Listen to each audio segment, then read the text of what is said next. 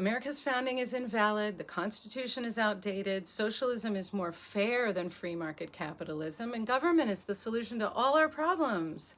It seems like that's all we hear anymore. Welcome to Give Freedom 5, where we take 5 minutes of our day to talk about one principle of freedom. And for today, for all you big government advocates out there who are obsessed with the idea that our government should have as much power and scope as possible to solve all of society's problems for us, we need to talk. These protests going on in Cuba should give every one of us in America pause to really consider why our Constitution is so important and why we should be fighting to build it up, not tear it down.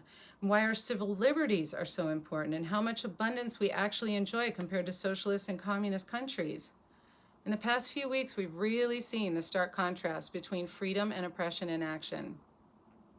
And to all you young people out there who are hearing all of these messages that are down on America and our republic form of government and free market capitalism, did you ever stop and think about the fact that these people are only able to say those things because they're standing on the shoulders of the First Amendment? Did you ever notice that the woke celebrities selling books about the benefits of socialism are doing it in a free market capitalist system? Why do you think that is? Oh, I don't know. Maybe because our Bill of Rights allows them to speak freely and profit from their own labor without being oppressed by the government. You think our free market representative republic is so bad? Try being a keyboard warrior in Venezuela, or speaking out against your government in North Korea, or reading the Bible in China. Let me ask you something. What are your freedoms worth to you?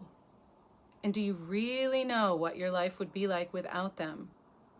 All you have to do is look 100 miles south of my home state of Florida at life in Cuba. They have food shortages, no rights to free speech or access to global information. They don't even have the right to trade their own labor for a wage they set or compete in a free market. There's nothing enlightened about that.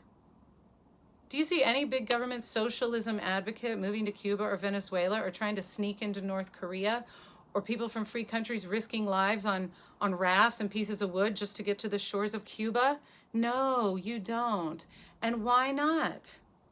Because life under socialism and communism is not the utopia that some want you to think it is. Look, it's very simple.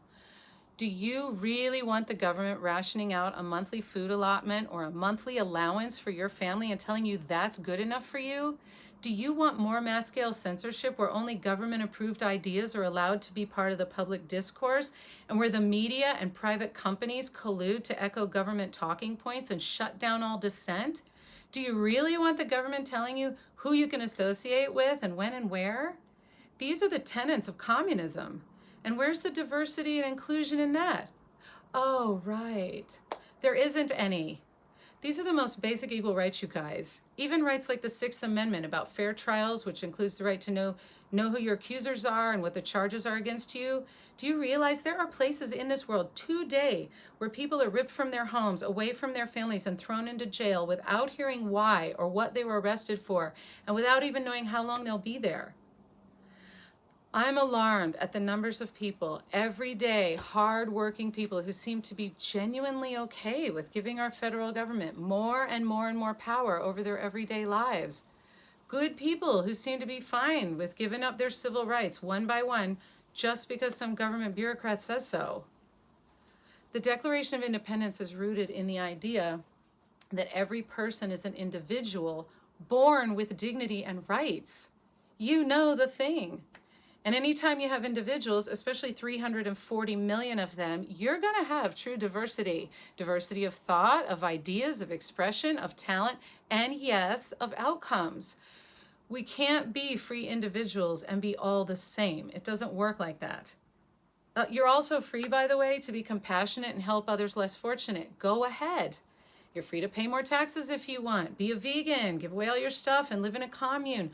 Whatever floats your boat, but stop bashing the very documents that are protecting your rights to live the way you want and allow the rest of us to do the same. Individualism works, not collectivism. We can work together to solve our problems at community levels. Stop looking to the government to fix everything. That's not how freedom works. That's today's Give Freedom 5, guys. I'll see you next time.